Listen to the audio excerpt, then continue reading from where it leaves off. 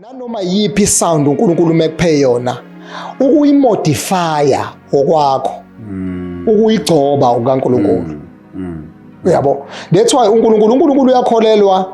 ube ngahlala esifundisweni esidala sabapostoli mhlambe ngokwe level uNkulunkulu angibeke yona ngangikho la so mase ngithi njalo manje ngihlalela emini awuthi ke ngicheck amanye ama sounds ukuthi ngingadlala ngalo ngoba phela manje inkonzo kufanele ishunqe idosha kufanele silizwe ubaba Jobe ubesegula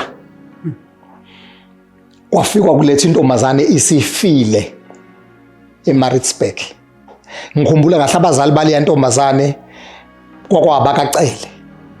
bafika bayiphosa phezulu kwestage eGotham kuma clips nje omncwabo kaBaba Jobe iyabonakala leyo ntombazane igqoka icoat kaBaba Jobe brown